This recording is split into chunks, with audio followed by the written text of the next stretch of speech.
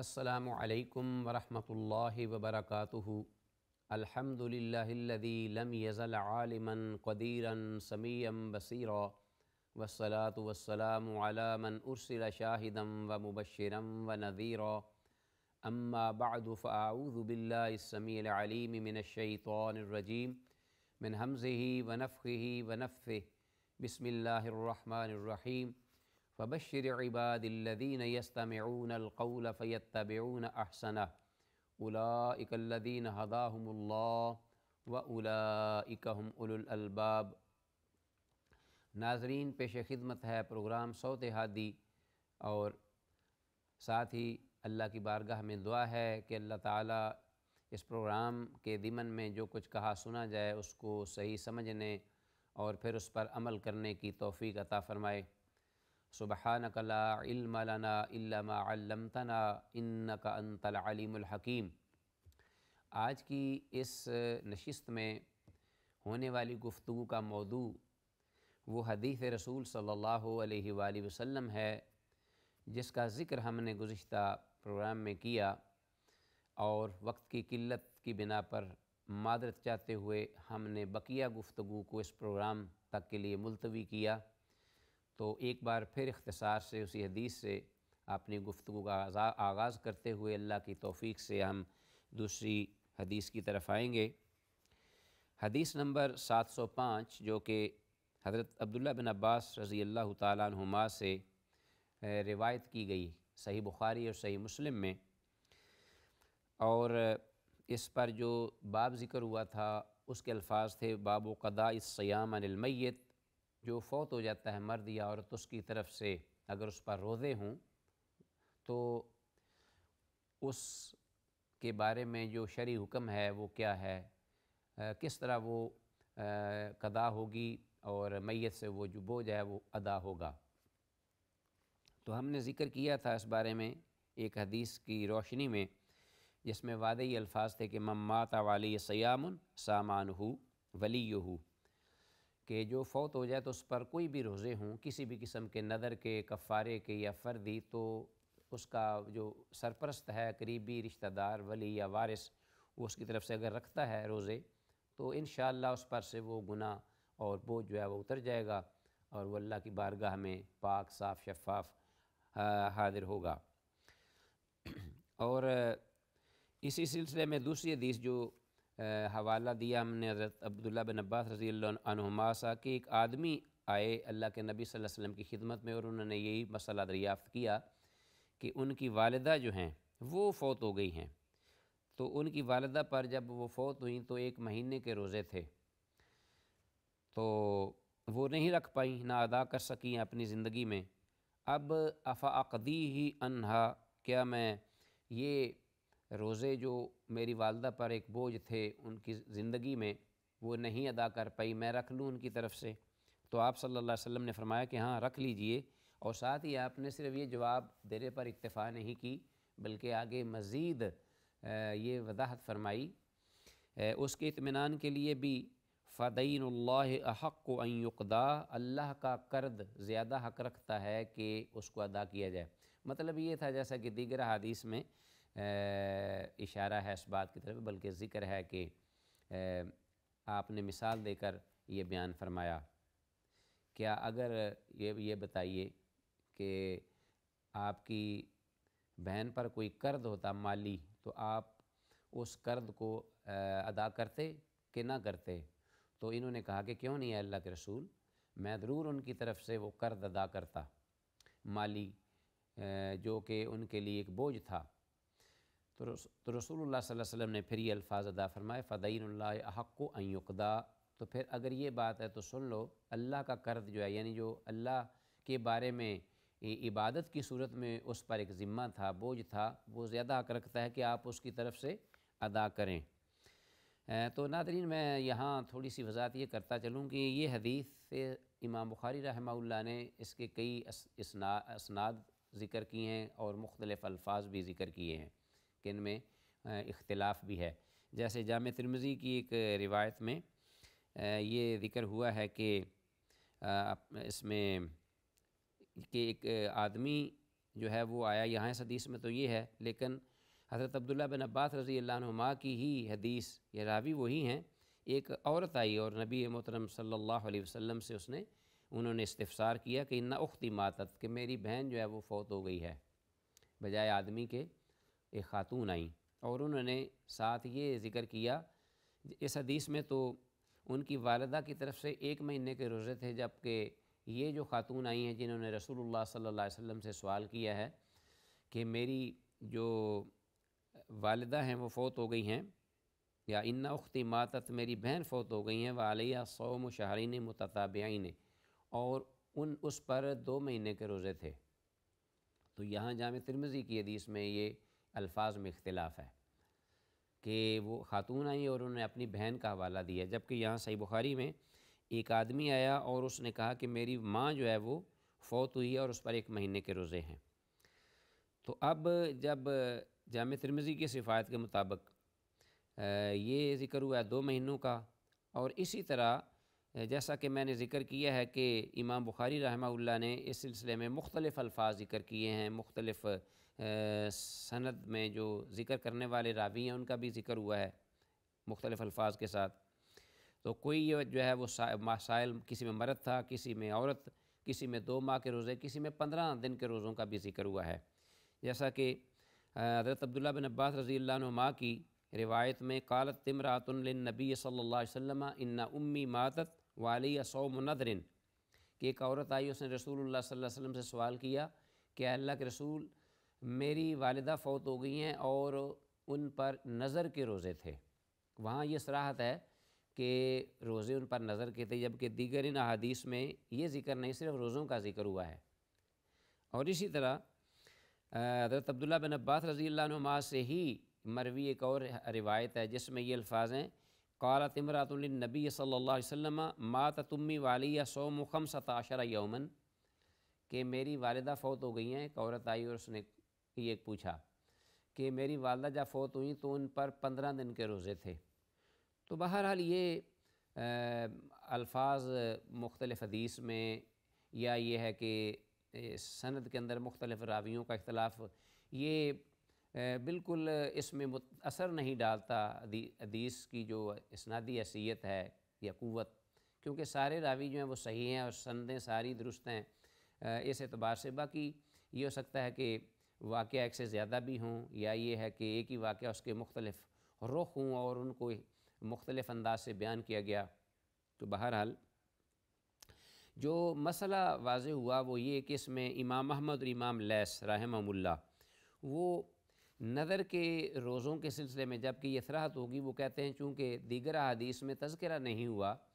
اور بعض احادیث میں یہ ذکر آ گیا ہے کہ وہ نظر کے روزے تھے، لہٰذا انہوں نے اس سے یہ بات استدلال کیا ہے کہ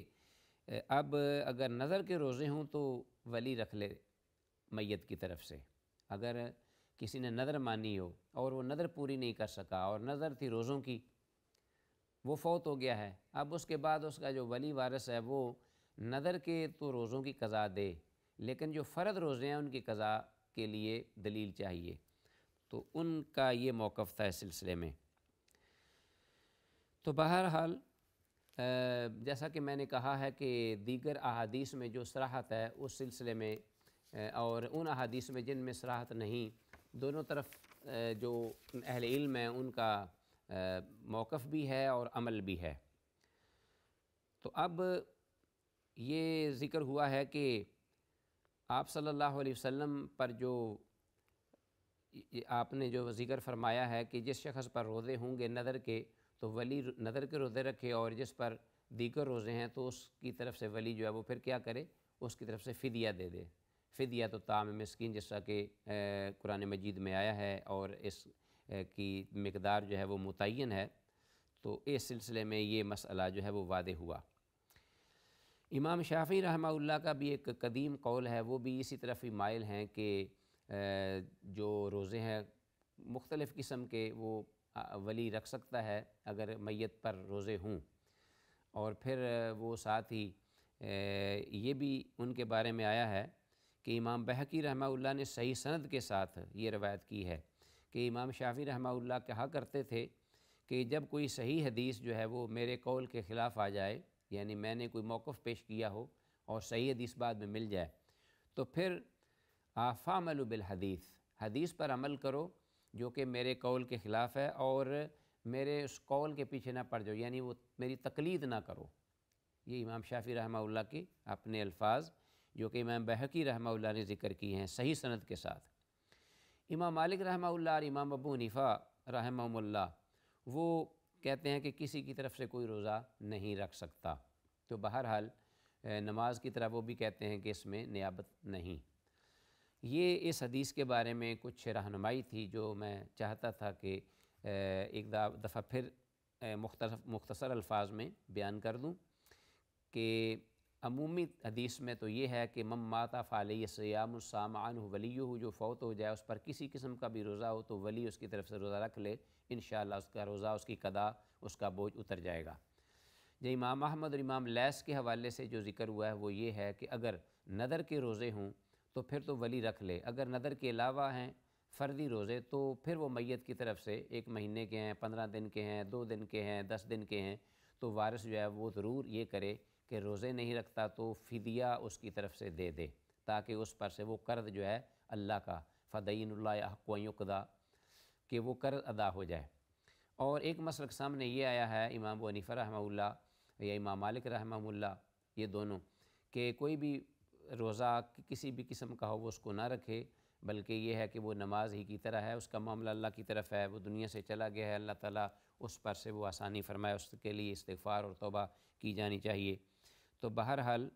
اس سلسلے میں ناظرین ہم آتے ہیں جو کہ کتاب الصیام کے ہی روزوں کے ہی بارے میں احادیث کا سلسلہ ہے، اور اس کے تحت جو مختلف باب ہیں۔ آگے جو نئی حدیث اس پر جو باب کے الفاظ ہیں وہ میں چاہتا ہوں کہ ذکر کروں۔ باب حفظ اللسان للصائم، کہ روزے دار کو زبان کی حفاظت کرنے کے لیے ایک بہترین موقع فراہم کیا گیا شریعت طاہرہ کی طرف سے، تو یہی مفہوم ہے اس باب کا کہ روزہ دار جو ہے وہ جب روزہ رکھے تو زبان کی خاص طور پر حفاظت کرے، زبان کو اپنے قابو میں رکھے۔ حدیث نمبر 706 ہے ہمارے زیر مطالعہ، اور اس میں حافظ الحدیث حضرت ابو ہریرہ رضی اللہ تعالیٰ عنہ راوی ہیں حدیث کے۔ ان رسول اللہ صلی اللہ علیہ وسلم قال، اللہ کے رسول صلی اللہ علیہ وسلم نے ارشاد فرمایا، الصیام جنتن، کہ روزہ ڈال ہے، روزہ ڈال ہے، صیام جنہ، فلا یرفث ولا یجہل، تو نہ کوئی فحش گفتگو کرے، کلام کرے، اور نہ ہی کوئی جہالت پر مبنی کوئی بات یا گفتگو یا کلام کرے۔ تو تکرار الفاظ میں، جبکہ جو الفاظ مختلف ہیں، معانی اور مفہوم دونوں کا تقریباً ایک ہی ہے۔ وَإِنِ امْرُؤٌ، اور اگر کوئی شخص قَاتَلَهُ أَوْ شَاتَمَهُ، ایسا روزے دار ہے کہ جس کے ساتھ کوئی دوسرا شخص نبرد آزما ہوتا ہے، جھگڑتا ہے، لڑائی کرتا ہے، اور اس میں یہ ہے کہ ناشائستہ گفتگو جو ہے وہ استعمال میں لاتا ہے، تو یہ جو شخص ہے وہ کیا کہے، فَلْيَقُلْ إِنِّي صَائِمٌ، وہ یہ کہہ دے کہ میں روزے دار ہوں، مرتين، یعنی 2 بار یہ کہے۔ وَالَّذِي نَفْسِي بِيَدِهِ لَخَلُوفُ فَمِ الصَّائِمِ أَطْيَبُ عِندَ اللَّهِ تَعَالَى مِن رِّيحِ الْمِسْكِ۔ آگے اللہ کے رسول صلی اللہ علیہ وسلم نے یہ ارشاد فرمایا کہ اس ذات کی قسم جس کے قبضہ قدرت میں میری جان ہے،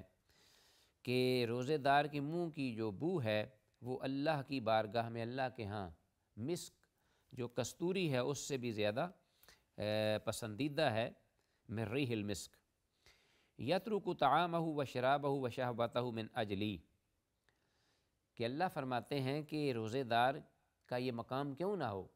اس لیے کہ وہ جو روزہ رکھتا ہے اور روزے کی حالت میں وہ کھانا بھی، پینا بھی اور دیگر اپنی جو خواہشات ہیں وہ بھی چھوڑتا ہے، بلکہ جائز خواہشات، میری خاطر، من اجلی، الصیام لی وانا اجزی بہ، اس لیے کہ روزہ میرے لیے ہے اور میں ہی اس کی جزا ہوں، والحسنۃ بعشر امثالھا، اور جو نیکی ہے اس کی تو مثال یہ ہے کہ اگر کوئی ایک نیکی کرے گا تو کم از کم اس کو 10 گنا زیادہ میں اجر عطا کروں گا اپنی رحمت سے۔ ناظرین، یہ حدیث ایک اعتبار سے تو روزے کے جو فضائل ہیں وہ اس سلسلے میں بہت ہی ایک کلیدی حیثیت رکھتی ہے۔ دیگر اس میں جو مؤلف رحمہ اللہ نے باب ذکر کر کے اس حدیث کو ذکر کیا ہے، اس میں مطابقت خاص طور پر ان الفاظ کے ساتھ ہے کہ انسان زبان پر قابو رکھے۔ مثلا یہ ہے کہ الصیام جنۃ، سب سے پہلے آپ صلی اللہ علیہ وسلم نے فرمایا کہ روزہ ڈال ہے۔ کس اعتبار سے ڈال ہے؟ جب آدمی روزہ رکھتا ہے تو گویا کہ وہ اپنے آپ کو بعض چیزوں کا پابند کر لیتا ہے، پابند بنا لیتا ہے۔ تو اب سب سے پہلے جو بات ہے وہ یہ ہے الصیام جنۃ، کہ وہ ایسے ہتھیار سے لیس ہو جاتا ہے، اس کے پاس ایسا ویپن مہیا ہو جاتا ہے کہ وہ اپنے سب سے پہلے تو بڑے جو دشمن ہے، ازلی دشمن شیطان ابلیس لعین، اس کے کچوکوں سے، اس کے وسوسوں سے، اور پھر اس کے جو انسان پر مختلف انداز سے حملہ آور ہونے کے طور طریقے ہیں، اس سے وہ روزے کی حالت میں بچتا ہے یا بچ پاتا ہے، یا بچنا اس کے لیے آسان ہو جاتا ہے۔ خاص طور پر دیکھیے انسان کی خواہشات اور اس کی ہوائج جو کہ اس کو انگیخت دلاتی ہیں روزے کی حالت میں۔ اب جیسا کہ امام غزالی رحمہ اللہ نے ایک قول ہے، اس میں یہ کہا ہے کہ وہ جو روزہ ہے وہ انہ قہر لعدو اللہ، اللہ کے دشمن شیطان کے لیے وہ ایک اللہ کا غضب ہے اور قہر کا گولہ ہے، جیسا کہ میزائل کہا جاتا ہے، قہر کا، غضب کا۔ قہر لعدو اللہ الذی یکسر الشہوات، جو کہ شہوات کو توڑ کے رکھ دیتا ہے، بکھرے کر دیتا ہے۔ التی ہی آلۃ الشیطان، اور یہ شہوات کہ انسان کا بہت بڑا ہتھیار ہے، یعنی بہت بڑا استعمال کے لیے انسان کے خلاف ہتھیار ہے، جس سے انسان کو وہ گمراہ کرتا ہے، نبردہ آزماتا ہے اس سے۔ تو سب سے پہلے اس روزے کی ڈھال کی وجہ سے وہ انسان اپنے آپ کو بچاتا ہے شیطانی حملوں اور کچوکوں سے۔ الصیام جنۃ۔ تو اب اس کے علاوہ بھی حرام چیزوں سے رک جاتا ہے، اور جب حرام چیزوں سے رکے گا تو وہ آتش جہنم سے بچ پائے گا۔ اپنے آپ کو جتنا زیادہ روکے گا حرام سے، جنت کے اتنے ہی زیادہ قریب ہوگا۔ تو اس اعتبار سے جب جنت کے قریب ہوگا تو آتش جہنم سے بچے گا۔ تو صیام جنۃ ڈال ہے جہنم کی آتش سے بھی۔ اللہ تعالی ہم سب کو توفیق دے۔ یہ جو کچھ کہا سنا ہے اسی کے مطابق انشاءاللہ بقیہ اگلے پروگرام میں ہم ذکر کریں گے اس حدیث کے بارے میں۔ اللہ سے دعا ہے کہ اللہ تعالی عملی زندگی میں اس پر عمل کی توفیق دے۔ السلام علیکم ورحمۃ اللہ وبرکاتہ۔